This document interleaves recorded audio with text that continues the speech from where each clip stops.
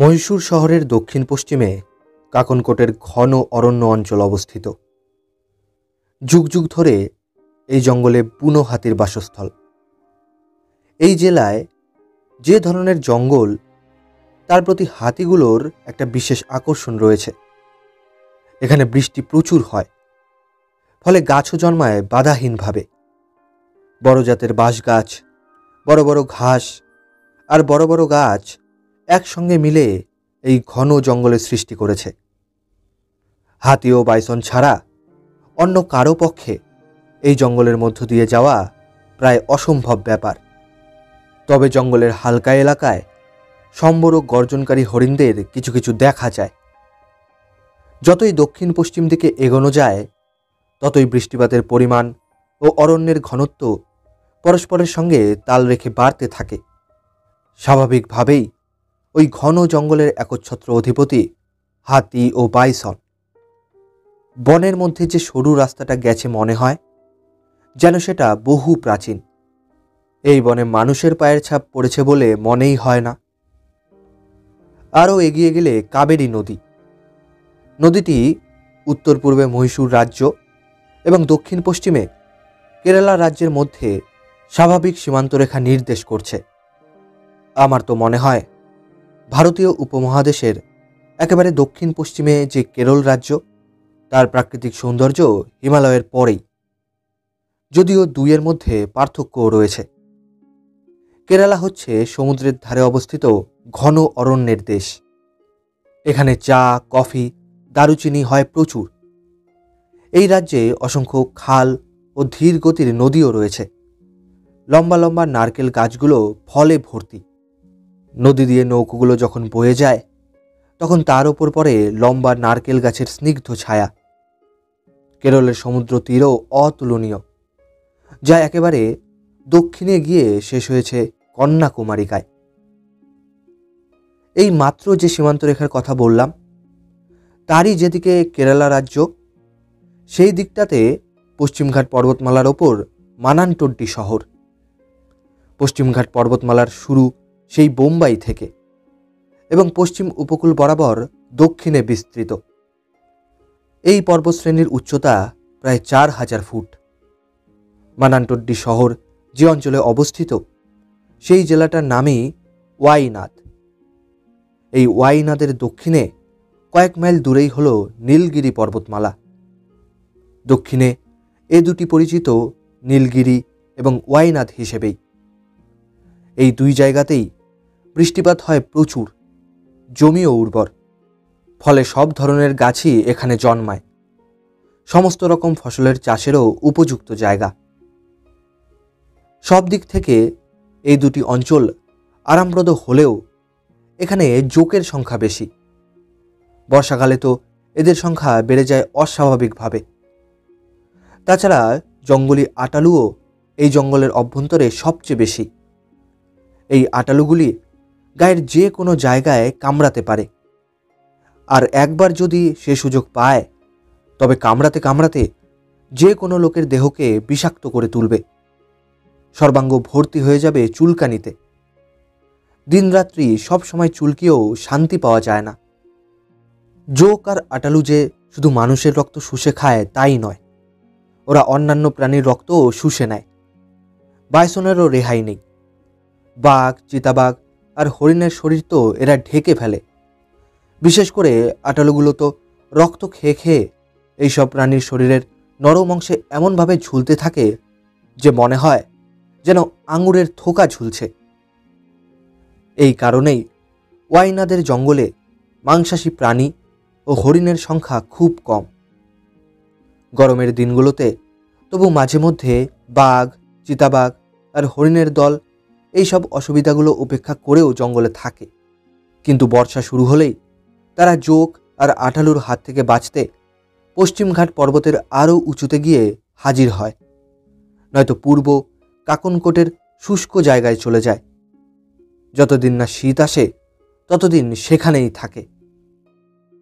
এই কারণেই একদিন যখন কাকনকোট থেকে মানানটড্ডি যাবার পথে একজন পথিক বাঘের হাতে নিহত হল, তখন সকলেই সেটিকে অত্যন্ত অস্বাভাবিক ঘটনা বলে মনে করল। এই অঞ্চলে বাঘ যে দু চারটে দেখা যায়নি তা নয়, কিন্তু ব্যাপক সংখ্যায় তাদের দেখা কখনোই মেলেনি। আর এই বাঘের হাতে কারো কোনো ক্ষতি হয়েছে বলেও কারো কিছু মনে পড়ে না। তাই এবারের মানুষ খুনের ঘটনাটি কিছুদিনের মধ্যেই সকলে ভুলে গেল এবং বেশ কয়েক মাস কেটে গেল। একদিন সীমানার ওপারে মহীশূর রাজ্যে বুনো হাতি ধরবার জন্য খেদা অভিযানের প্রস্তুতি শুরু হলো। কাঠের গুঁড়ি দিয়ে ঘেরাও করার জন্য শয়ে শয়ে কুলি নিয়োগ করা হলো। এই ঘেরা দেওয়া জায়গার মধ্যেই হাতিগুলোকে খেদিয়ে নিয়ে আসা হবে এবং তারপরই গেট আটকে দিয়ে তাদের ধরা হবে। এই জন্য অবশ্য প্রাথমিকভাবে অনেক কাজ করতে হলো। গাছ কাটতে হলো, জঙ্গল পরিষ্কার করতে হলো, বাঁশ জোগাড় করতে হলো এবং তারপর জায়গা ঠিক করে তৈরি করতে হলো ফাঁদ। এই কাজের জন্য শুধু যে পরিশ্রমী প্রয়োজন তাই নয়, প্রয়োজন অভিজ্ঞ কর্মীরও। জঙ্গলের আদিবাসী কাকথা ও সোলাগা উপজাতি থেকেই অধিকাংশ লোককে সংগ্রহ করা হয়। এরা শুধু যে গাছ কাটা, বাঁশ বাঁধাতেই অভিজ্ঞ তাই নয়, হাতিকে খেদিয়ে এনে বন্দি করার কাজেও এরা খুব ওস্তাদ। হাতি ধরার এই ফাঁদ তৈরির সময়ই বাঘটা দ্বিতীয় এবং তৃতীয়বার আক্রমণ ঘটালো।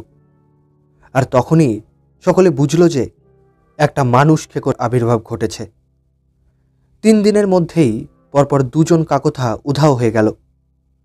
প্রথম জনের দেহের আধা খাওয়া অংশ যদিও বা পাওয়া গেল, কিন্তু দ্বিতীয় জনের কোনো হদিশই পাওয়া গেল না। তবে সেই আধা খাওয়া দেহটিকে দেখে বোঝা গেল যে সেটিকে বাঘেই খেয়েছে। মহীশূর শহর থেকে মানানটড্ডি যাবার আরও একটি রাস্তা রয়েছে, সেটি ভায়া কুর্গ। বহু বছর এই কুর্গ আলাদা স্বাধীন রাজ্য ছিল, তবে কিছুদিন হলো এটা মহীশূরের অন্তর্ভুক্ত হয়েছে। যদিও এই রাস্তাটি ধরে গেলে সময় কিছু বেশি লাগে, কিন্তু এর দুপাশের সৌন্দর্য মুগ্ধ হয়ে দেখার মতো। কাকনকোট রোডের মতো এটিও বাইসন ও হাতি অধ্যুষিত ঘন জঙ্গলের মধ্যে দিয়ে গিয়েছে। এই জঙ্গলে বাঘের তেমন দেখা মেলে না এবং এর কারণটা কি সেটা ইতিমধ্যেই আলোচনা করেছি। কুর্গ অঞ্চলের মানুষেরা সাধারণত কুর্গি বলেই পরিচিত। এরা খুবই কর্মঠ এবং সবসময়ই আনন্দোচ্ছল। অতীতে ব্রিটিশের কাছ থেকে এই কুর্গের অধিবাসীরা একটা বিশেষ সম্মান লাভ করেছিল, যা ভারতবর্ষের অন্য কোনো অঞ্চলের মানুষ পায়নি। কুর্গিরা তাদের নিজেদের মধ্যে প্রত্যেকে যত খুশি অস্ত্র রাখতে পারত, সেজন্য কোনো লাইসেন্সের দরকার ছিল না।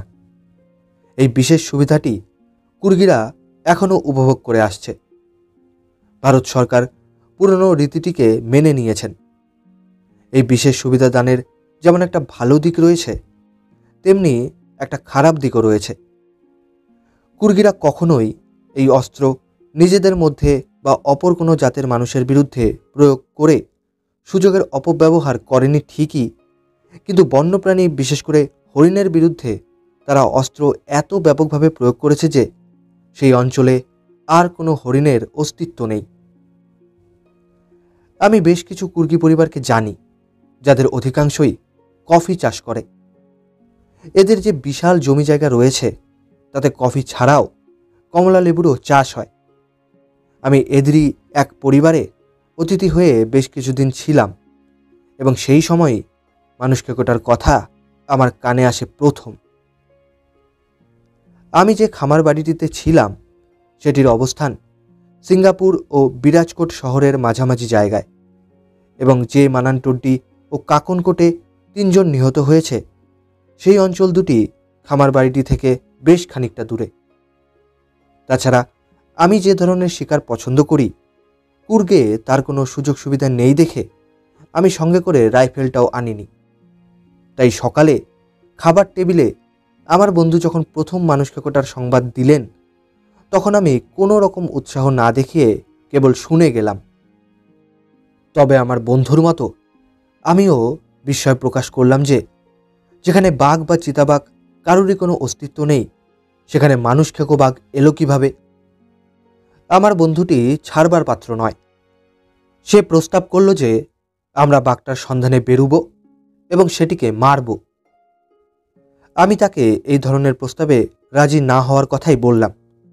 আমার মতে প্রাণীটি মোটেই পুরোপুরি মানুষ খেকো নয়। সম্ভবত এটি কোনো অসুস্থ বা আহত বাঘ, অথবা হতে পারে এটি সার্কাসের কোনো বাঘ পালিয়ে এসেছে এবং ঘুরতে ঘুরতে এই ঘন জঙ্গল দেখে এতে ঢুকে পড়েছে। আমার ধারণা ছিল বাঘটা অসুস্থতার জন্য নয়তো ক্ষতের জন্য অল্প দিনের মধ্যেই মারা যাবে, অথবা জায়গাটা সুবিধের নয় বুঝে এখান থেকে সরে পড়বে, আর অন্যত্র প্রচুর খাবার পেলে সে মানুষ মারাও ছেড়ে দেবে। এই সব কথা বলার সঙ্গে সঙ্গে বন্ধুটিকে এও স্মরণ করিয়ে দিলাম যে আমি সঙ্গে করে কোনো রাইফেল আনিনি। আমি যার বাড়িতে অতিথি তার নাম তিমায়া। তিনি তো আমার ধারণা যে ভুল তা নিয়ে বাজি ধরে বসলেন। তিনি বললেন যে বাঘটি যেখানে আছে সেখানেই থাকবে, আর তার 5-5টি রাইফেল রয়েছে, সেগুলির একটি নিশ্চয়ই পছন্দ হবে। আমি তখন বন্ধুটিকে স্মরণ করিয়ে দিয়ে বললাম যে এটা করা খুবই অন্যায় হবে, বেআইনিও। তাছাড়া তার রাইফেলের কোনো লাইসেন্স নেই, আর তাকে লাইসেন্সহীন অস্ত্র রাখতে দেবার মানে এই নয় যে সে অকুর্গী যে কোনো ব্যক্তিকে তা ধার দিতে পারবে। তাছাড়া যে কোনো লোকের পক্ষে, বিশেষ করে আমার মতো লোকের পক্ষে, অন্যের বন্দুক ধার করে শিকার করা রীতিমতো বিরুদ্ধ কাজও। আমার কথা শুনে তিমায়া হেসে উঠলেন এবং বললেন, কি বুড়োদের মতো কথা বলছেন।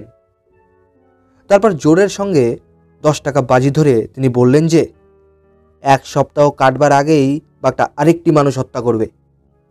আমি তার কথায় রেগে গিয়ে বাজি গ্রহণ করলাম। তিমায়াই বাজি জিতলেন। 3 দিনের মাথায় আমরা শুনতে পেলাম যে বাঘটি আরেকজন মানুষকে হত্যা করেছে। এবারে যিনি মারা পড়েছেন তিনি একজন মহিলা। মহিলাটি কাবেরী নদীর অন্য পারে কেরালা রাজ্যের সীমানার মধ্যে বসে কাপড় কাচ্ছিল। তখনই বাঘটা আক্রমণ করে। কিন্তু কাল হলো তিমায়ার বিনা লাইসেন্সের অস্ত্র কেরালা রাজ্যে ব্যবহার করা চলবে না। আমার বন্ধুটি বাঘটিকে হত্যা করার জন্য তার মনকে সম্পূর্ণভাবে তৈরি করে নিয়েছেন। আমার ধারণা বন্ধুটি সম্পূর্ণ ভিন্ন প্রকৃতির লোক। তার ধারণা বাঘটিকে মারার কাজটি তাকেই করতে হবে, আর তিনি আমায় স্পষ্ট জানিয়ে দিলেন যে শিকারী দলের আমিও একজন। সত্যি কথা বলতে কি, আমি এ ব্যাপারে এতটুকু আগ্রহী ছিলাম না, কিন্তু ক্রমাগত তার অনুরোধ উপেক্ষা করলে আমাদের মধ্যে সম্পর্কটা তিক্ত হবে। তিমায়াকে আমি স্কুল জীবন থেকে চিনি। সে আমার সহপাঠী ছিল এক সময়, জেটটা তার আগাগোড়াই। যেমন যখন তিনি এই জমিটা সস্তায় কেনেন তখন প্রতিবেশীদের অনেকেই বলেছিলেন এটা একেবারে অনুর্বর জমি, এখানে ফসল ভালো হয় না। কিন্তু তিমায়া প্রচুর পরিশ্রম করে জমিটাকে উর্বর করে তোলেন। আমি এক শর্তে রাজি হলাম। শর্তটা হলো আমি ব্যাঙ্গালোরে ফিরে গিয়ে আমার .405 রাইফেলটা নিয়ে আসব এবং অতিরিক্ত হিসেবে আরেকটা রাইফেল সঙ্গে আনব, আর এগুলো আনতে আমার সঙ্গে তিমায়াকেও যেতে হবে। এরপর আমরা মহীশূর শহরে ফিরে এসে গাড়িতে করে সোজা কাকনকোট হয়ে কেরল সীমান্তে যাব। আমি খানিকটা জোরের সঙ্গে বললাম, অস্ত্রের লাইসেন্স নিয়ে 2 রাজ্যের পুলিশের সঙ্গে বচসা হবার চেয়ে অতিরিক্ত 240 মাইল যাতায়াতের মোটর খরচ বহন করা অনেক ভালো। আমার প্রস্তাবে তিমায়া আপত্তি করলেন না। আমরা সেই রাতেই ব্যাঙ্গালোর গেলাম। জঙ্গলে কম করে 15 দিন তাঁবু পেতে থাকতে হবে বলে প্রয়োজনীয় জিনিসপত্র কিনতে আমাদের পরের দিনটা কেটে গেল। খাওয়া দাওয়ার জিনিস জঙ্গলে তেমন মিলবে না, তাই খাবার কিনতে হলো প্রথমে। এছাড়াও শিকারের আনুষঙ্গিক আরও কতকগুলো জিনিস কিনতে হলো, যেমন টর্চের ব্যাটারি, জোক ও আটালুর হাত থেকে বাঁচবার জন্য ডিডিটি, মশারি প্রভৃতি। এদিকে তিমায়া হঠাৎ শোনালেন একটা অদ্ভুত কথা। তিনি বললেন শিকারে তার মন চাইছে না, তবে তিনি শিকারের তামাশাটা উপভোগ করতে সঙ্গে থাকবেন। আমি তিমায়ার কথাটা সম্পূর্ণ বিশ্বাস করতে পারলাম না। ব্যাঙ্গালোর থেকে দ্বিতীয় দিনেই আমরা কাকনকোটে ফিরে এলাম। তারপরেই বাঘটা সম্পর্কে খবর জোগাড়ের জন্য গাড়িতে করে কুলিরা যেখানে কাজ করছিল সেই জায়গাটাতে গেলাম। আমার ধারণাই ঠিক হলো। খবর খুব কমই পাওয়া গেল। কুলিরা সেখানে এত সংখ্যায় কাজ করছে যে কেউই সঠিকভাবে বলতে পারল না বাঘটি কোথা থেকে এবং কখন দুজন মানুষকে ধরে নিয়ে গিয়েছে। কিন্তু একটা আতঙ্ক যে তাদের মধ্যে বিরাজ করছে সেটা ভালো করেই বুঝলাম। যে লোক দুটো হারিয়ে গিয়েছিল তাদের কথা দিন দুয়েক কেউই লক্ষ্য করেনি। কয়েকজন পথ চলতি লোক যখন দিন দুয়েক পরে কাঁচা মাংসের গন্ধ পেয়ে ব্যাপারটা কি খোঁজ করতে যায় এবং মৃতদেহগুলির অবশিষ্ট অংশ নজরে পড়ে, তখনই জানা যায় যে দুজন কুলি বাঘের হাতে মারা পড়েছে। এই অঞ্চলে একটা মানুষ খেকো এসে আস্তানা পেতেছে সেটা অনেকেই বুঝতে পেরেছিল, কিন্তু কেউই তাকে চোখে দেখেনি। তাদের বক্তব্য একটা অশুভ আত্মা বাঘের বেশে এখানে হানা দিয়েছে। কুলিদের মনে ভয় এত বেড়ে গেল যে আর একজন কুলি যদি বাঘের পেটে যায় তবে তারা কাজকর্ম ফেলে পালাবে। ফলে হাতি ধরার ফাঁদ তৈরির কাজ যাবে বন্ধ হয়ে। এতে সরকারেও ক্ষতি হবে, কেননা বেশ কিছু উচ্চপদস্থ বিদেশিকে তারা আমন্ত্রণ জানিয়েছেন হাতি ধরা দেখাবেন বলে। পরের দিন সকালেই আমরা কেরল সীমান্তে গিয়ে পৌঁছলাম। প্রথমেই কাবেরী নদীর ওপারে যেখানে বাঘটি শেষ শিকার করেছিল সেখানে গেলাম। সেখানেও কেউ বাঘটিকে দেখেনি, তবে নদীর তীরে বাঘের পায়ের ছাপ, শিকারকে হেঁচড়ে টেনে নিয়ে যাওয়ার দাগ ও কয়েক ফোঁটা রক্তের দাগ দেখে বোঝা গিয়েছিল যে মানুষ খেকরি আবির্ভাব ঘটেছে। এরপর আমরা মানানটড্ডিতে ফিরে এসে বাঘের খোঁজ করলাম। জানা গেল প্রথম শিকার হয়েছিলেন যিনি, তিনি একজন পথিক। এখানেও সেই একই কথা। একজন বনরক্ষী রেঞ্জ অফিসের কাজে নিজের ঘরে ফেরার সময় পথের পাশে চটির একটা পাটি পড়ে থাকতে দেখে।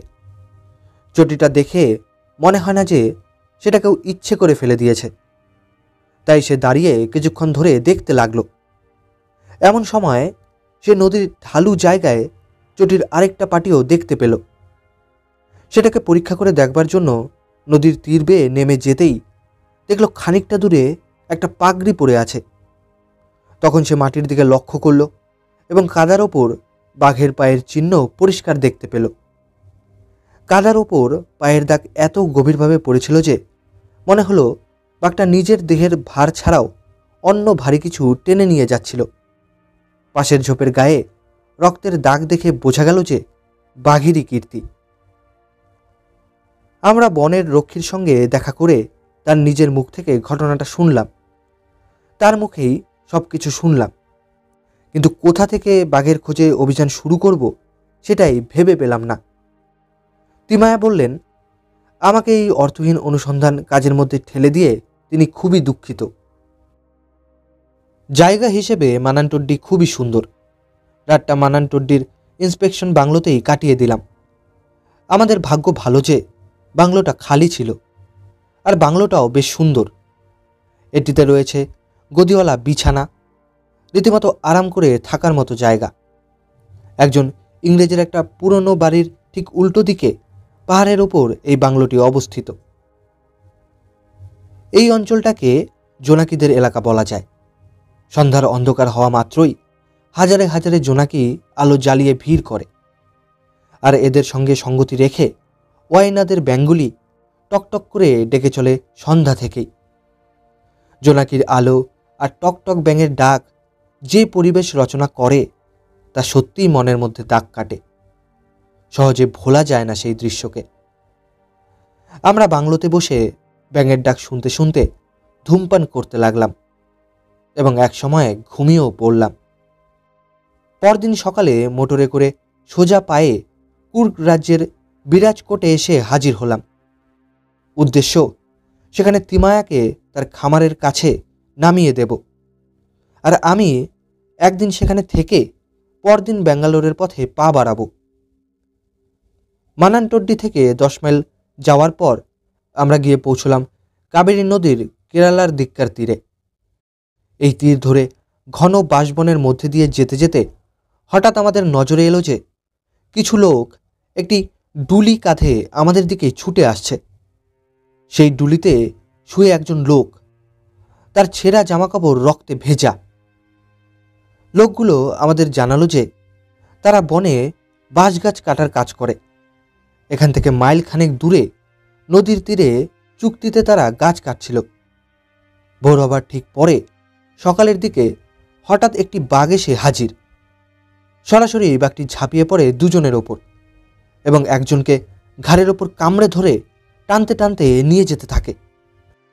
বাঘটি যে দুজনের ওপর ঝাঁপিয়ে পড়েছিল সম্পর্কে তারা ছিল দু ভাই। যে ভাইকে বাঘটি ছেড়ে দিয়েছিল সে ছিল দারুণ সাহসী। সহজে সে দম্বার পাত্র নয়। ফলে সে তখন ভাইকে বাঁচাতে বাঁশ কাটার হেসোটি দিয়ে বাঘটাকে তাড়া করে। বাঘটা যখন দেখল যে তার পেছনে একজন ছুটে আসছে, তখন সে শিকার মুখে বড় বড় লাফে এগিয়ে যেতে লাগল। লোকটিও যখন দেখল যে ভাইকে বাঘের মুখ থেকে ছিনিয়ে আনা সম্ভব নয়, তখন সে নিরুপায় হয়ে হাতের হেসোটা ছুঁড়ে মারল বাঘটার দিকে। লোকটার ভাগ্য ভালো, ভারী হেসোটা গিয়ে লাগলো বাঘটার শরীরের এক পাশে। ফলে বাঘটা যন্ত্রণায় হোক আর ভয়েই হোক শিকারটা ফেলে দ্রুত পালিয়ে যায় জঙ্গলে। ডুলিবাহকদের একজন এই ঘটনার নায়ক। বাঘটা পালিয়ে যাবার পর সবাই মিলে লোকটিকে মানানটড্ডির কাছাকাছি হাসপাতালে নিয়ে যাবার জন্য একটা ডুলিতে করে রওনা হলো। আমরা সময় নষ্ট না করে দ্রুত কাজে হাত লাগালাম। আহত লোকটিকে এবং আরও দু একজনকে গাড়িতে তুলে নিলাম। তিমায়াকে বললাম সে যেন দ্রুত গাড়ি চালিয়ে লোকটিকে হাসপাতালে পৌঁছে দেয় এবং তাড়াতাড়ি বাঁশ কাটার লোকগুলো যেখানে থাকে সেই ক্যাম্পে যেন ফিরে আসে। তিমায়া গাড়ি স্টার্ট দিয়ে রওনা হবার সঙ্গে সঙ্গে আমি ক্যাম্পের দিকে বড় বড় পা ফেলে রওনা হলাম। আমার পাশে পাশে চলেছে সেই সাহসী ভাইটি, তার নাম ইয়েগা। আর আমাদের পিছন পিছন আসতে লাগলো বাকি লোকগুলো। আমরা সময় যদিও বেশি নষ্ট করিনি, কিন্তু এই সময়ে বাঘটা নিশ্চিত কয়েক মাইল দূরে চলে গিয়েছে। তবে এমন একটা সম্ভাবনা থাকলেও থাকতে পারে যে বাঘটা কাছাকাছি রয়েছে। অল্প কিছুক্ষণের মধ্যে আমরা ক্যাম্পে এসে পৌঁছলাম, কিন্তু বাঘটা যেখানে শিকারটা ফেলে রেখে পালিয়েছিল সেখানে না পৌঁছানো পর্যন্ত আমরা একই গতিতে এগুতে লাগলাম। মাটি ঘন ঝোপে ঢাকা ছিল বলে বাঘের পায়ের ছাপ দেখা যাচ্ছিল না, তবে ঝোপের সবুজ পাতার ওপর রক্তের ফোঁটা দেখতে পেলাম। তখনও রক্ত শুকোয়নি, তবে রক্তটা কার দেহের, ইয়েগার আহত ভাইয়ের না আহত বাঘের ক্ষতের রক্ত, তা আমরা সঙ্গে সঙ্গে বুঝতে পারলাম না। আমাদের পিছন পিছন যারা আসছিল তাদেরকে তাঁবুতে ফিরে যেতে বললাম। আমরা দুজন রইলাম বাঘটার খোঁজ করার জন্য। কেননা বাঘটা যদি আশেপাশে কোথাও থেকে থাকে তাহলে অনেক লোকের উপস্থিতি টের পেয়ে পালিয়ে যেতে পারে।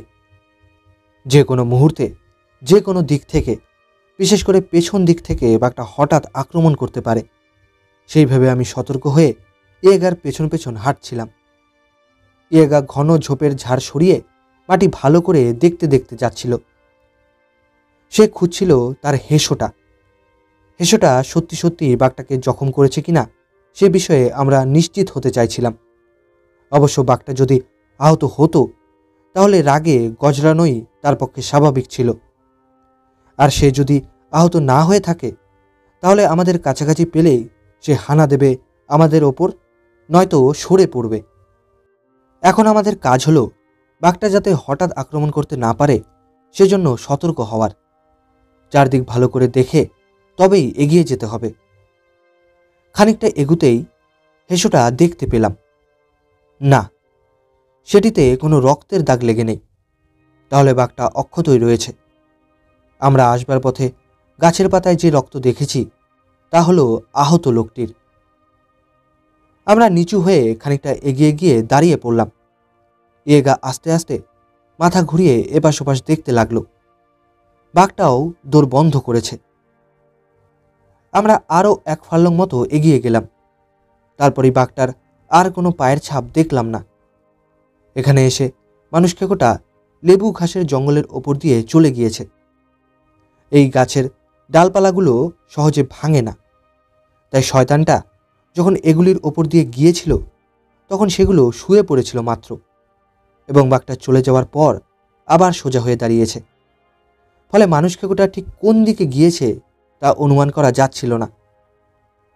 আমরা আমাদের হাঁটার গতি বাড়িয়ে দিলাম। সোজা ঘাসের জঙ্গলটার ভেতর দিয়ে আবার যেখানে বন শুরু হয়েছে সেখানে গিয়ে পড়লাম, কিন্তু বাঘের পায়ের কোনো ছাপই দেখতে পেলাম না। তখন আমি সিদ্ধান্তে এলাম যে বাঘটাকে হয়তো আর খুঁজে পাওয়া যাবে না। কিন্তু ওই সাহসী লোকটা হার মানার পাত্র নয়। সে শুধু দুঃসাহসীই ছিল না, তার মধ্যে একাগ্রতাও ছিল। সে নিচু স্বরে বলল, বাঘটাকে না পাওয়া পর্যন্ত আমাদের কাজ চালিয়ে যেতে হবে। আমি তার আগ্রহে মুগ্ধ হয়ে বাঘটাকে অনুসরণের কাজে মন দেওয়াই ঠিক করলাম। শুরু করলাম বাঘের খোঁজ। বেশ কয়েক মাইল রাস্তা এগিয়ে গেলাম এবং দিনের বেশিরভাগ সময়ই এই কাজে লেগে গেল। বেলা 3টের সময় ক্যাম্পের দিকে ফিরে চললাম দুজনে। সন্ধে 7:30 বেজে গেল তাঁবুতে পৌঁছুতে। সারাদিন ঘুরে ঘুরে আমি খুব ক্লান্ত হয়ে পড়েছিলাম, তবে শেষ পর্যন্ত মানুষকে সন্ধান পেয়েছি এবং ইয়েগার মতো দুঃসাহসী ও একাগ্রচিত্ত লোকের সঙ্গে শিকারের কাজে সাহায্য করতে পেরেছি মনে করে মনটা একটু হালকা হলো। আমাদের কয়েক ঘন্টা আগেই তিমায়া গাড়ি নিয়ে তাঁবুতে এসে পৌঁছেছিল। সে আমাদের কাছ থেকে খবর শোনার জন্য রীতিমতো উদ্গ্রীব হয়েছিল, কিন্তু আমার দুর্ভাগ্য, তাকে বলবার মতো কিছুই ছিল না। আমরা ঠিক করলাম আজকের রাতটা মানানটড্ডিতে ফিরে গিয়ে বাংলোতে কাটাবো, পরদিন সকালে আবার তাঁবুতে ফিরে আসব। আমি এইখানেই মারাত্মক ভুল করে বসলাম, কারণ পরদিন সকালে পৌঁছেই দেখি ছোট্ট তাঁবুটার অবস্থা দারুণ বিপজ্জনক। বাঁশ কাটার লোকগুলো সব একসঙ্গে একটা মাত্র কুড়েতে আশ্রয় নিয়েছে। তারা আমাদের দেখে ঘর থেকে বেরিয়ে এসে জানালো, গভীর রাতে শয়তানটা হানা দিয়েছিল এবং কুড়ে ঘরের দেওয়ালের তলা দিয়ে একজনকে টেনে নিয়ে চলে গিয়েছে। আপনারা হয়তো বাঘের এই কাণ্ড শুনে আশ্চর্য হয়েছেন। মনে মনে হয়তো ভাবছেন, বাঘের পক্ষে এটা কি করে সম্ভব? উত্তরটা আমি বলে দিচ্ছি। বাঁশ কাটার লোকগুলো যে কুড়েগুলো তৈরি করেছিল সেগুলো ছিল জঙ্গলে তাদের অস্থায়ী আস্তানা। কাজ হয়ে গেলেই তারা চলে যাবে, তাই ওগুলো চেরা বাঁশ ও পাতা দিয়ে তৈরি করা হয়েছিল। মানুষকে যে ক্ষুধার্ত ছিল সেটা অতি সহজেই বোঝা যাচ্ছিল। সম্ভবত আগের দিনে শিকারটা হারিয়ে খিদেটা তার আরও বেড়ে গিয়েছিল। বাঘটা ভোরের দিকেই শিকারে এসেছিল। কুড়েতে সবাইকে ঘুমোতে দেখে তার সাহস বেড়ে যায়। সে তখন গুটি গুটি পায়ে কুড়ের কাছে এগিয়ে যায় এবং ঘুমন্ত একজনের মুখ দেখতে পায়। খুব সন্তর্পণে আরও কয়েক পা এগিয়ে ফাঁক দিয়ে থাবা বাড়িয়ে মানুষটাকে চেপে ধরে। লোকটি সঙ্গে সঙ্গে ওঠে। সবাই জেগে দেখে ওই অবস্থা। কারো মাথায় তখন কোনো বুদ্ধিও এলো না। বাঘটাও দ্রুততার সঙ্গে মাটির দেওয়াল ভেঙে শিকারটাকে টেনে বাইরে নিয়ে আসে এবং দৌড়ে পালিয়ে যায়।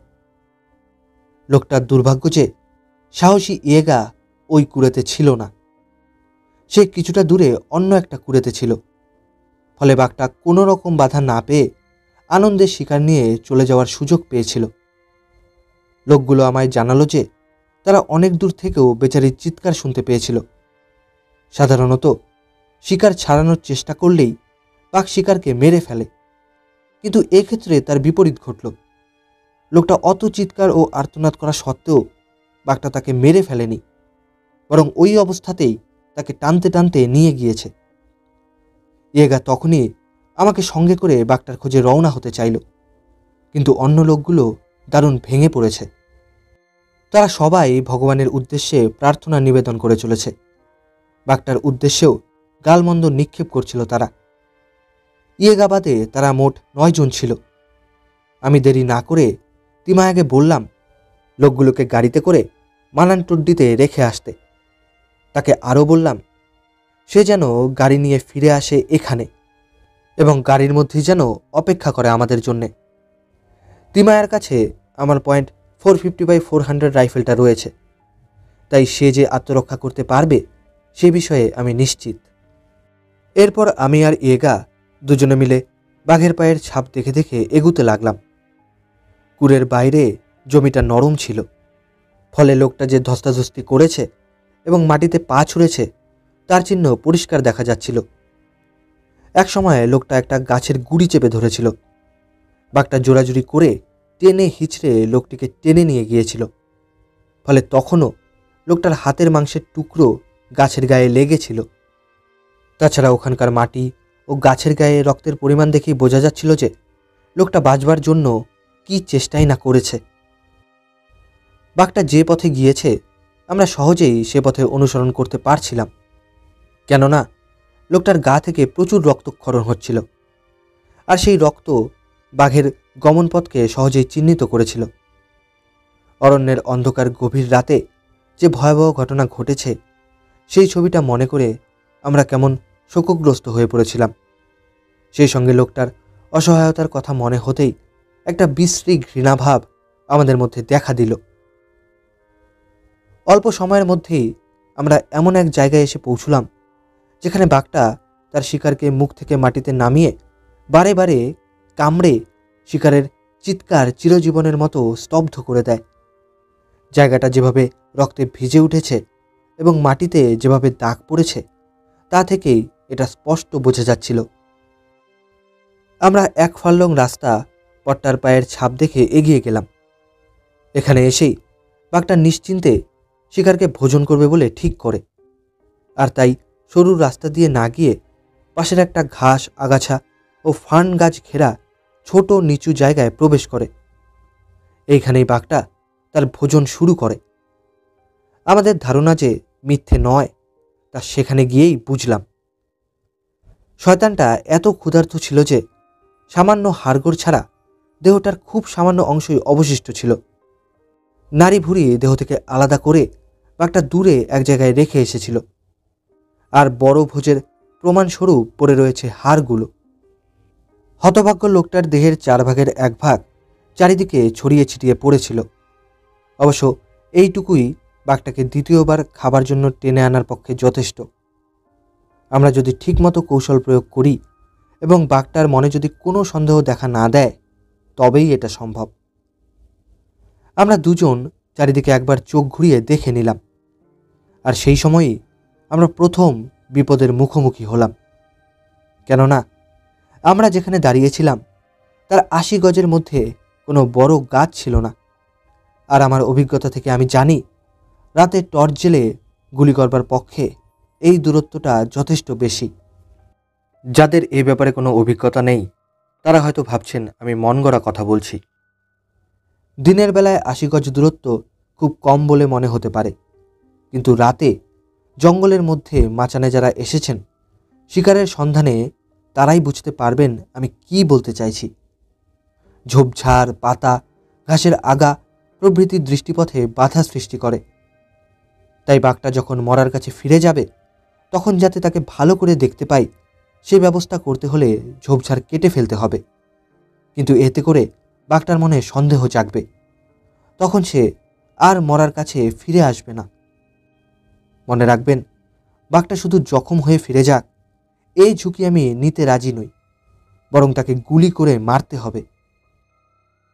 বাঘ ও চিতাবাঘ, বিশেষ করে মানুষ খেকোরা, মরার কাছে ফিরে আসবার সময় খুব সতর্ক হয়ে এগিয়ে আসে। তারা প্রথমে রাস্তাটা ভালো করে দেখে নেয়। যদি সন্দেহজনক কিছু আঁচ করতে পারে, যেমন কোনো গাছপালা কেটে ফেলা হয়েছে বা পাথর সরিয়ে ফেলা হয়েছে, অথবা কোনো জিনিস আমদানি করে তার পেছনে লুকিয়ে থাকার ব্যবস্থা হয়েছে, তবে তারা সতর্ক হয়ে মরার কাছ থেকে দূরে সরে যায়। ভুলেও তারা সেখানে ফিরে আসে না। যদিও বাঘের ঘ্রাণশক্তি নেই, তবুও শিকারীর মন ও শিকারীর প্রত্যেকটা কাজ বোঝার মতো ক্ষমতা সে রাখে।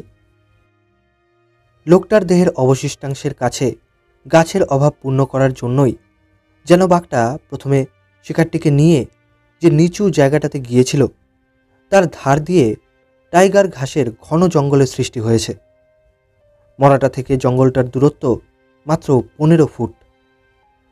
আমি যদি ওই জঙ্গলের আড়ালে লুকোতে পারি তবে অতি সহজেই বন্দুকের নল একেবারে বাঘের গায়ে লাগিয়ে গুলি করা সম্ভব হবে।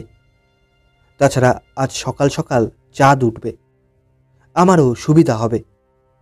অবশ্য বাঘটা যদি আমার উপস্থিতি আদৌ টের না পায়, কিন্তু সেটা কি সম্ভব? আর যদি বাঘটা বুঝতে পারে যে আমি এখানে আছি, তাহলে আমাকে মারাত্মক পরিস্থিতির মুখে পড়তে হবে। সব বাঘই, বিশেষ করে মানুষখেকো বাঘ, দ্বিতীয়বার খাবারের উদ্দেশ্যে মরার কাছে ফিরে আসবার সময় প্রাকৃতিক আড়ালগুলোর সুযোগ নেয়। মানুষখেকো বাঘ দারুণ চালাক বলে সতর্কতায় সে অন্যান্য বাঘকে ছাড়িয়ে যায়। আমার অভিজ্ঞতা থেকেই আমি এটা জানি। আমি যে জঙ্গলটার মধ্যে লুকিয়ে থাকবো ভেবেছিলাম, সেই জঙ্গলটা বাঘের আসবার রাস্তার ওপরেই, এবং মরাটার এত সামনে জঙ্গলটা যে একেবারে নিশ্চয় করে না হলেও খুব সম্ভবত সে নিজের আবির্ভাবকে গোপন রাখার জন্য ওই জঙ্গলটাকে ব্যবহার করবে। আর আমি যতই চুপচাপ বসে থাকি না কেন, তার আগমন যে কী প্রচণ্ড নিস্তব্ধতার সঙ্গে ঘটবে তা আমি জানি। তাই আমি দেখার আগেই যদি মানুষখেকোটা আমাকে দেখে ফেলে, তাহলে কয়েক মুহূর্ত বাদে আমার হাড়গুলোও ওই মরাটার হাড়গুলোর সঙ্গে গিয়ে মিশবে। আমাকে এখন যা করতে হবে তা আসলে জুয়া খেলা। আমি যদি ঘাসের ঝোপের আড়ালে লুকিয়ে থাকি, তবে আমাকে দুটি বিপরীত দিক লক্ষ্য রাখতে হবে। অর্থাৎ একদিকে মরাটার দিকে, অন্যদিকে হলো যেদিক থেকে মানুষখেকোটা আসবার সম্ভাবনা সেদিকটায়। আর বাঘটা যে এই ঘাসের জঙ্গলের মধ্য দিয়েই আসবে সে বিষয়েও আমি নিশ্চিত। অথচ ঝোপের মধ্যে বসে থেকে আমাকে নড়াচড়া করতে হবে, মাথাটা এদিক ওদিক ঘোরাতে হবে। কিন্তু যে কোনো ধরনের নড়াচড়ার ফল মারাত্মক হতে বাধ্য। বাঘটা যদি আমার উপস্থিতি টের পেয়ে যায়, তাহলে দুটো ব্যাপার ঘটবে। হয় সে ভয় পেয়ে পালিয়ে যাবে, নয়তো আক্রমণের মতলব নিয়ে অলক্ষ্যে আমার সামনাসামনি চলে আসবে। আর আমি তার উপস্থিতি টের পাওয়ার আগেই সে ঝাঁপিয়ে পড়বে আমার ওপর। আমি এই মারাত্মক সম্ভাবনার কথা ভেবে দারুণ ভয় পেলাম। ইয়েগার মাথায় সেই সময় একটা দারুণ বুদ্ধি এলো। সে বলল, আমরা দুজনে পরস্পরের দিকে পিছন ফিরে ঘাসের ওপর বসব। একজন মরার দিকে নজর রাখবে, অন্যজন মানুষখেকোটা ঘাসের জঙ্গলে ঢুকবার পথে নজর রাখবে। এখন প্রশ্নটা হলো, আমি কোন দিকে নজর রাখব? আমি যদি মরাটার দিকে নজর রাখি এবং ইয়েগা জঙ্গলের দিকে নজর রাখে, তবে ইয়েগার কাজ হবে বাঘটা জঙ্গল পথে ঢুকবা মাত্র কনুই দিয়ে আমাকে সতর্ক করে দেওয়া, এবং আমাকে সঙ্গে সঙ্গে পিছন ফিরে বাঘটাকে গুলি করতে হবে।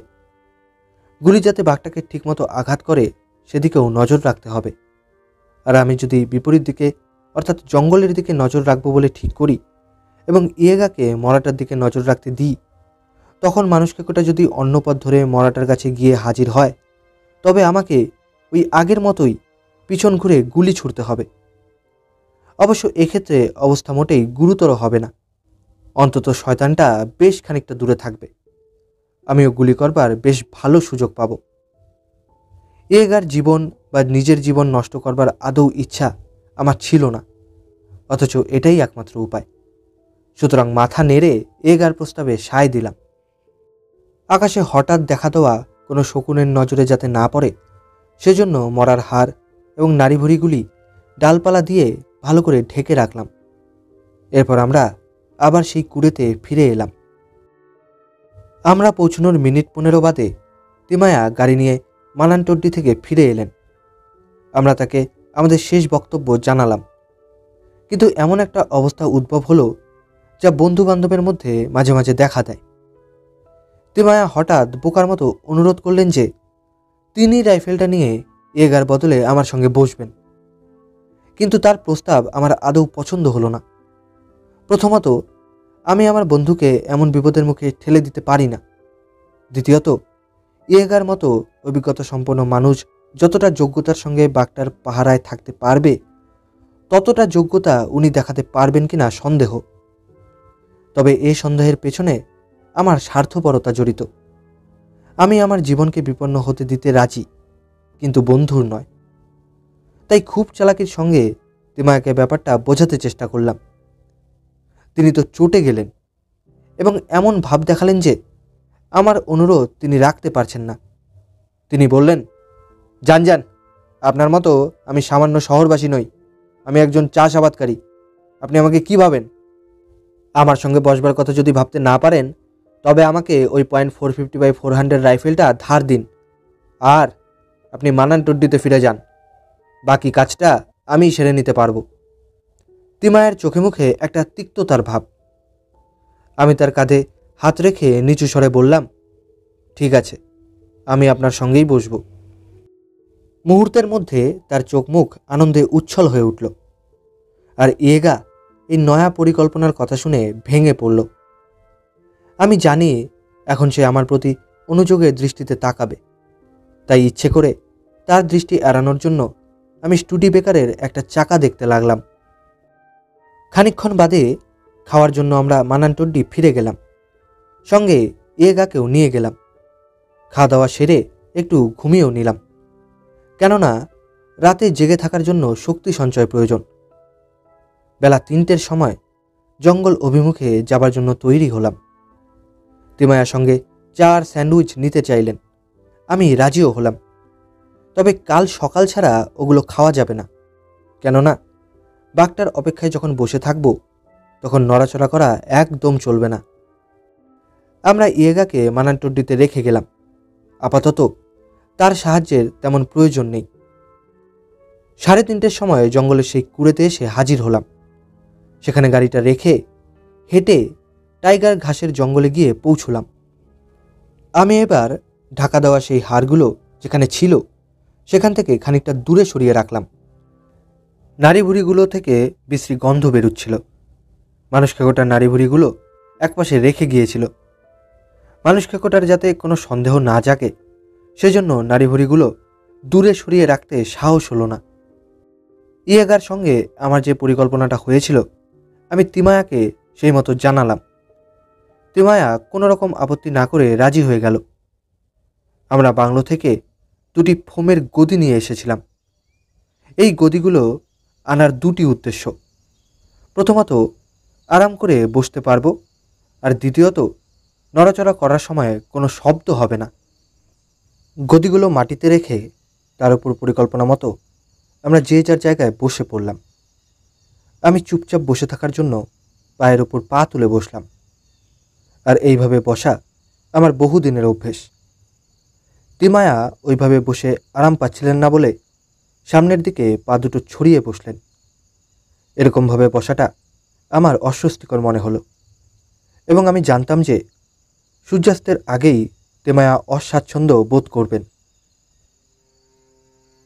ওয়াইনাদ ও পশ্চিমঘাটের জঙ্গল জীবন অন্যান্য উষ্ণ অঞ্চলের জঙ্গল জীবন থেকে অনেকটাই আলাদা।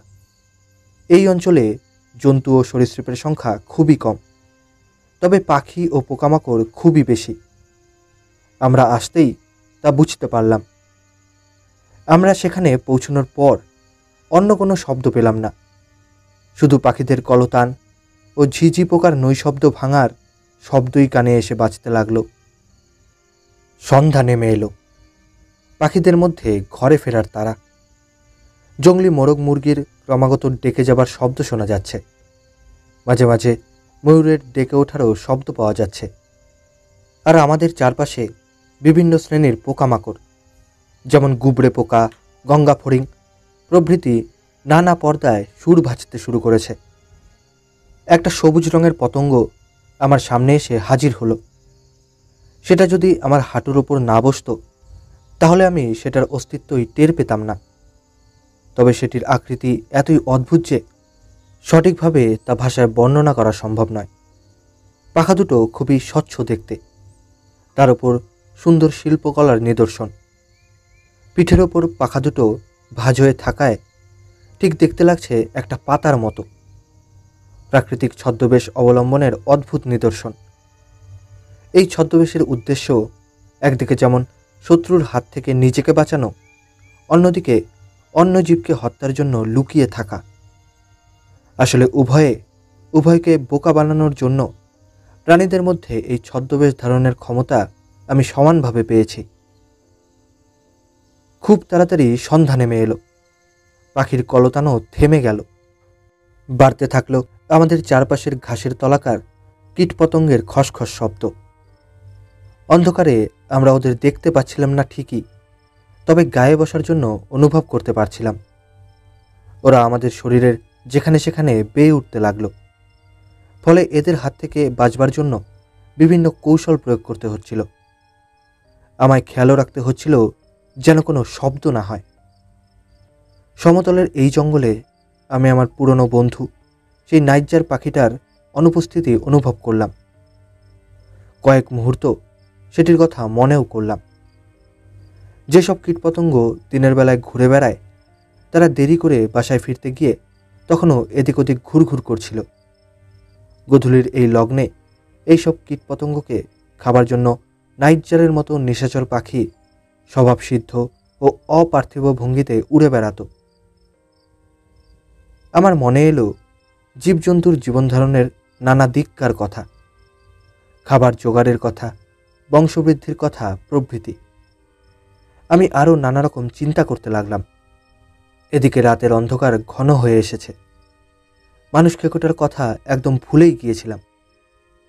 হঠাৎ মনে হলো আমার অন্যমনস্কতার সুযোগে শয়তানটা কত কাছেই না এগিয়ে এসেছে। আর এই ভেবেই তাড়াতাড়ি সোজা হয়ে বসলাম। মরার হাড় নাড়িভুড়িগুলো থেকে বিকট দুর্গন্ধ চারিদিকে ছড়িয়ে পড়েছিল। আর সেই গন্ধে এই গভীর রাতে বড় বড় নীল মাছি ঝাঁকে ঝাঁকে এসে জড়ো হয়েছে এখানে। রাতে যেসব শিকারী মরা পাহারায় বসে তাদের কাছে এই নীলমাছিগুলো বন্ধুর মতো কাজ করে। কেননা কোনো প্রাণী যদি মরার কাছে আসে, এমনকি সে যদি মরা স্পর্শ নাও করে, তবুও এই নীলমাছিরা উপস্থিতি বুঝতে পেরে একসঙ্গে ভনভন করে উড়ে যায়। শিকারী যদি কাছাকাছি থাকেন এবং তার কান যদি সতর্ক থাকে, তাহলে তিনি ওই শব্দ শুনে বুঝতে পারেন যে কোনো প্রাণী এসে হাজির হয়েছে।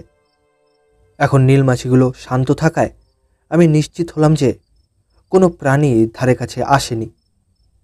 তিমায়া আমার পিঠের সঙ্গে লেপ্টে বসেছিলেন, ফলে আমার অসুবিধা হচ্ছিল। সোয়েটারের মধ্যে শরীরও বেশ উষ্ণ হয়ে উঠেছিল। বড় বড় চোখ মেলে আমার বন্ধু অন্ধকারের মধ্যে তাকিয়ে। আমি স্পষ্ট বুঝতে পারছি যে তিনি ভয় পাচ্ছেন। যে শিকারী নিজের জীবনের ঝুঁকি নিয়ে মানুষখেকো বাঘের প্রতীক্ষায় বসে থাকেন, তার কাছে এই সময়টা, অর্থাৎ সন্ধ্যের শুরু থেকে আকাশে তারার উদয় না হওয়া পর্যন্ত এই সংক্ষিপ্ত 15 মিনিট থেকে আধ ঘন্টা সময়টা সব থেকে বিপজ্জনক। যে ঘাসের জঙ্গলটায় আমরা আত্মগোপন করে বসে রয়েছি, তার বিপরীত দিক থেকে, অর্থাৎ আমি যেদিকে তাকিয়ে বসে আছি, সেদিক থেকে আমাদের সবচেয়ে বড় বিপদের আশঙ্কা। যদি শয়তানটা ওই দিক থেকে আসে, তাহলে সে তার তীক্ষ্ণ দৃষ্টিশক্তির সাহায্যে এই অন্ধকারের মধ্যেও কিছুটা দূরে থাকতেই আমাদের উপস্থিতি আবিষ্কার করতে পারবে। তখন সে বিপদ বুঝে আর এক পাও এগোবে না। অবশ্য তখন সে কি করবে তা সম্পূর্ণভাবেই নির্ভর করছে তার চারিত্রিক বৈশিষ্ট্যের ওপর। হয়তো সে ওই 15 ফুট দূর থেকেই লাফিয়ে মুহূর্তের মধ্যে আমাদের ওপর এসে পড়বে। আর যদি অন্যান্য মানুষখেকোর মতো কাপুরুষ হয়, তবে চুপ করে সরে পড়বে। এই সব ভেবে আমার মনেও ভয় এসে জমা হলো। এই বাঘটা কাপুরুষ হবে বলে আমার মনে হলো না। বাঘটা সামনের দিক থেকে আসবার সময় যে সামান্য ক্যাচ ক্যাচ অথবা খসখস শব্দ বাঘটার উপস্থিতি জানিয়ে দেবে, আমি সেই শব্দ শোনার জন্য জড়সড় হয়ে বসে কান সজাগ করে রাখলাম। পেছনের থেকে এলে নীলমাছিগুলোর সদল বলে উড়ে যাবার ভনভন শব্দের দিকেও কানটা খাড়া করে রাখলাম। কিন্তু চারিদিকে এখন শুধু নিস্তব্ধতা। খানিকক্ষণের মধ্যেই আকাশে অসংখ্য তারা দেখা দিল। জমাট অন্ধকারের রাজ্যে আলো আঁধারির সমাগম হলো।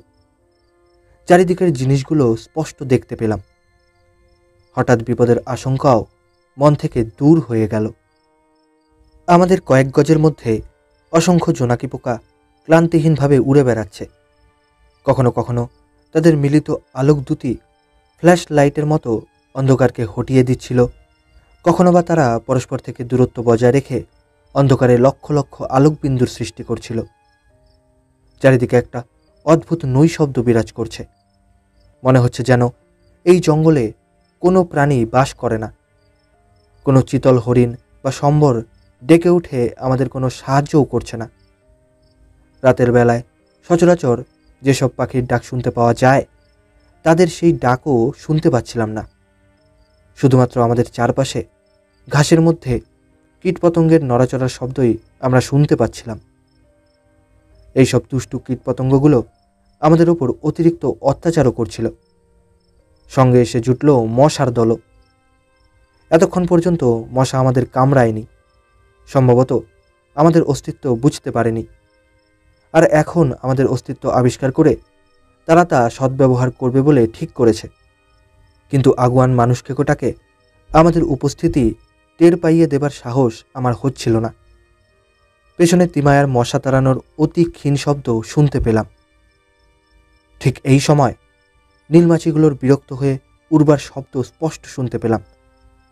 তিমায়াও শব্দটা শুনতে পেয়েছেন বুঝলাম, কেননা তিনি আমার পিঠের ওপর ক্রমশ জোরে চাপ দিচ্ছেন এবং মশা তাড়ানো স্থগিত রেখেছেন। পূর্ব পরিকল্পনা অনুযায়ী তিনি কনুইয়ের গুঁতো দিয়ে বাঘের আবির্ভাবের কথা জানিয়ে দিলেন এবং বসে বসেই কোলের ওপর থেকে .450x400 রাইফেলটা হাতে তুলে নিলেন। আবারও মাছিগুলো ভয় পেয়ে পচা হাড় ও নাড়িভুড়িগুলো থেকে ভন ভন শব্দে উড়ে গেল। কিছুক্ষণ পরেই মাছিগুলো আবার শান্ত হয়ে ওগুলোর ওপর বসল। বুঝলাম আগন্তুক এখনও মরাটার কাছাকাছি এসে হাজির হয়নি। যদি আগন্তুক কাছাকাছি থাকতো তাহলে মাছিগুলো কিছুতেই মরাটার ওপর গিয়ে বসত না। মরাটার ওপাশ থেকে হঠাৎ একটা ক্ষীণ শব্দ ভেসে এলো। দূরে থপ করে একটা পাথর উল্টানোর শব্দ হলো। স্পষ্ট বুঝলাম মানুষ খেকোটা এসে গেছে। সে সম্ভবত আশেপাশে কোনো বিপদ লুকিয়ে আছে কিনা তা দেখছে এবং এখনই ভোজনের জন্য বাকি হাড়গোড়গুলোর কাছে এগিয়ে যাবে।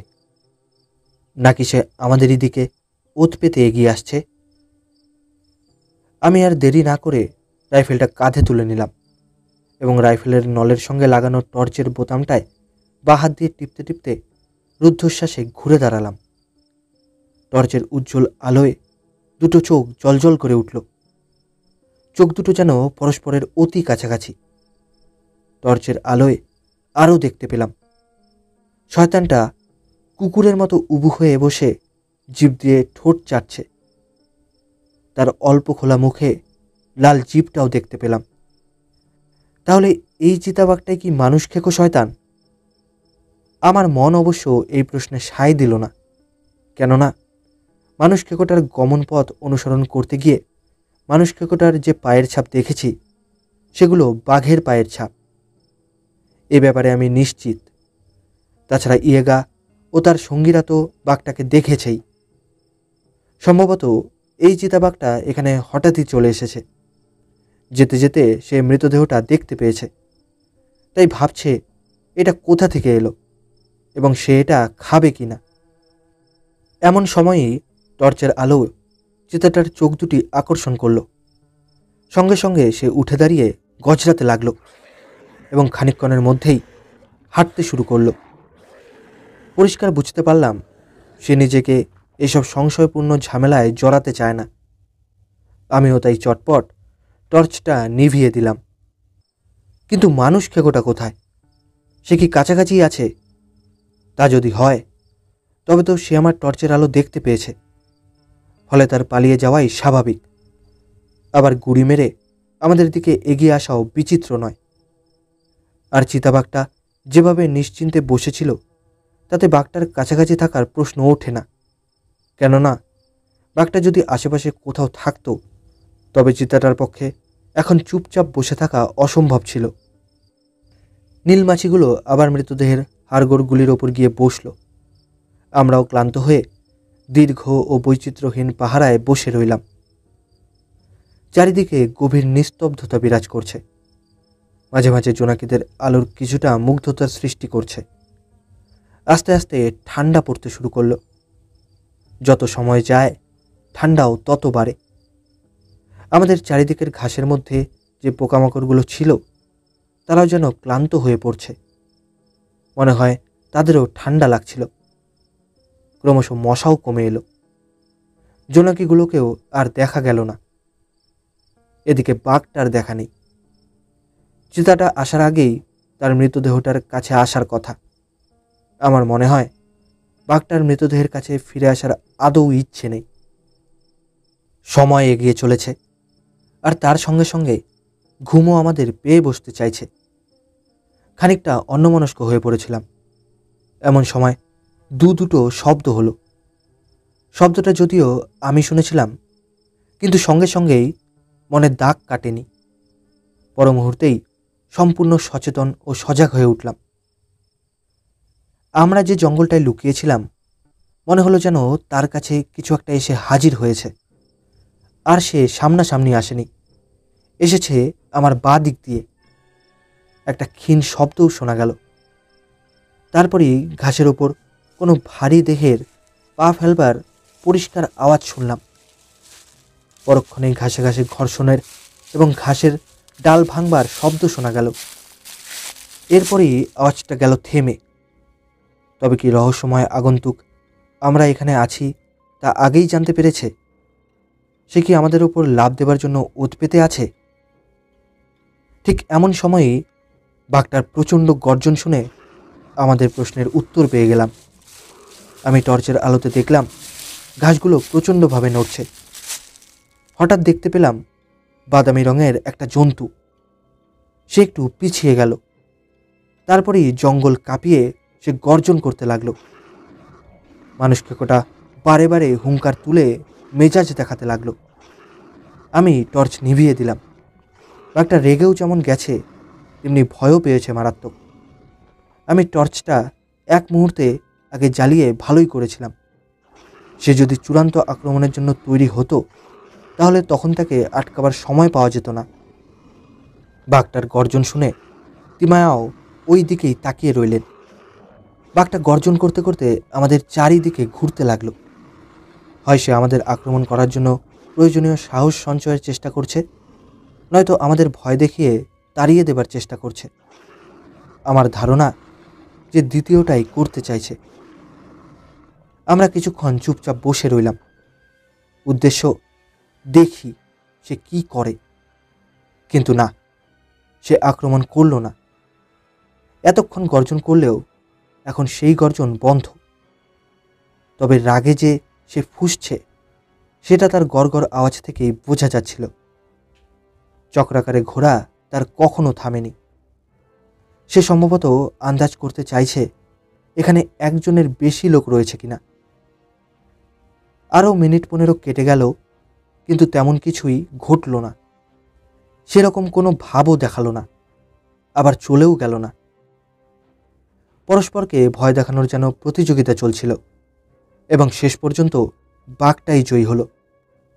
আমি ঝুঁকি নিয়ে বাইরে বেরিয়ে যেতে চাইলাম। উদ্দেশ্য বাঘটাকে আক্রমণ করার সুযোগ দেওয়া, তাহলেই সে বাইরে বেরিয়ে আসবে। তিমায়াকে চুপচাপ বসে থাকতে বলে আমি দূর ছাউনিটার দিকে হাঁটব বলে ঠিক করলাম।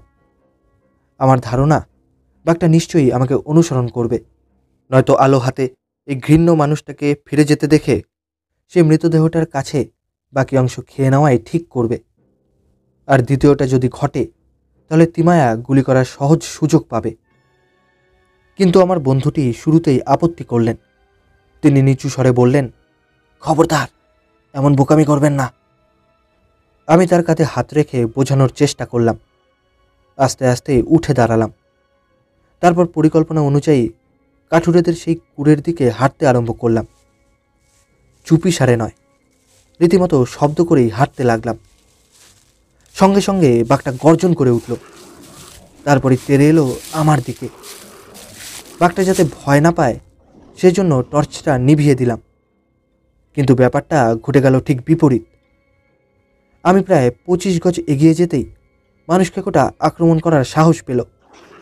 আমারও ভাগ্য ভালো, সে গর্জন করে এগিয়ে আসছিল বলে রক্ষে। যদি নিঃশব্দে এগিয়ে আসতো, তাহলে আমি কোনোভাবেই টের পেতাম না। বাঘটা আক্রমণ করতে উদ্যত হতেই সেই পরিচিত উফ উফ শব্দ কানে এলো। আমি সঙ্গে সঙ্গে বা হাতের বুড়ো আঙুল দিয়ে টর্চটা জ্বেলে দিলাম। রাইফেলটা নিয়ে তড়িৎ গতিতে ঘুরে দাঁড়ালাম। টর্চের আলোতে আমার দিকে অগ্রসরমান হিংস্র মানুষকেকোটার আক্রোশপূর্ণ চোখ দুটি জ্বলজ্বল করে উঠল। ঠিক এমন সময় ঘটে গেল একটি অঘটন। হঠাৎ এক ঝলক আলো এসে আমাকে ডুবিয়ে দিল অন্ধকারে। বাঘটা মনে হলো যেন নজরের আড়ালে চলে গেল।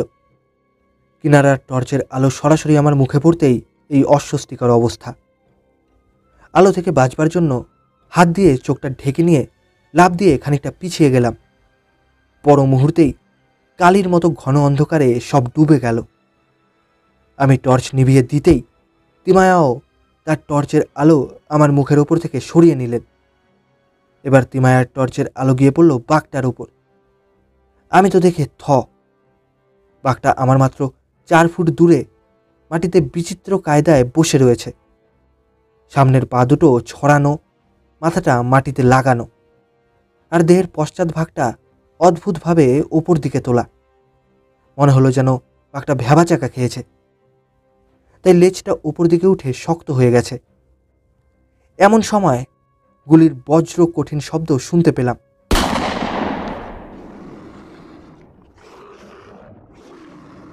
বুঝলাম তিমায়া গুলি ছুড়ছে।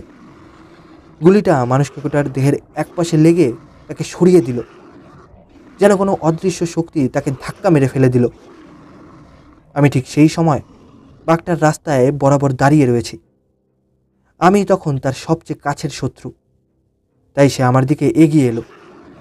কিন্তু আমার টর্চের তীব্র আলোয় তার দৃষ্টি তখন ঢেকে গিয়েছে। আমি আর দেরি না করে বাঘটার খোলা মুখে গুলি করলাম। সে বীভৎস হুঙ্কার তুলে আমার পায়ের কাছে ঝাঁপিয়ে পড়তেই আমি এক লাফে পিছিয়ে গেলাম এবং আবার গুলি করলাম। এমন সময় তিমায়া আবার গুলি ছুড়লেন। তার গুলিটা বাঘটার গায়ে না লেগে আমার পায়ের কাছে মাটিতে বিঁধে একরাশ ধুলো উড়িয়ে চারিদিক ঢেকে দিল। বাঘটা তখন মাটিতে গড়াগড়ি খাচ্ছে। বুঝলাম আমাদের কাজ শেষ।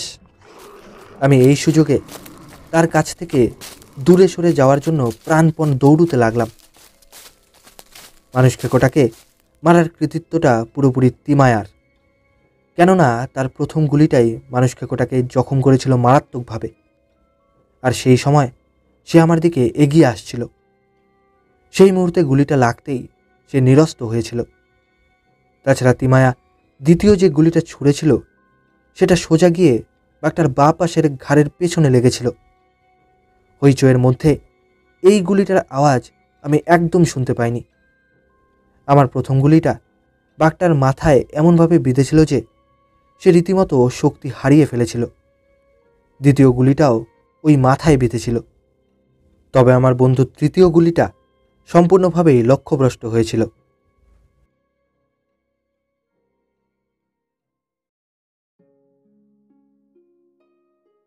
বাঘটাকে মারতে পারার আনন্দে তিমায়া আত্মহারা। দিশেহারা হয়ে তিনি পরাজিত ও ভুলণ্ঠিত বাঘটার চারিদিকে নাচতে লাগলেন। সেই সঙ্গে তিনি বারবার বলতে লাগলেন যে এরকম অদ্ভুত অবস্থায় এর আগে কেউ কোনো মানুষকে কেউ বাঘ মেরেছে বলে তার জানা নেই। আমি যদিও তিমায়ার মতো অতটা উৎফুল্ল হইনি, তবে তিমায়ার মতে সায় দিলাম। আমাকে আবার যদি এরকম অভিজ্ঞতার মুখোমুখি হতে হয় তাহলে নিশ্চয়ই আপত্তি করব না। তবে আমি যে জায়গায় বসেছিলাম সেই জায়গায় নয়। তিমায়া যে জায়গায় বসেছিলেন সেই জায়গাটি পেলেই রাজি ও আনন্দিত হব।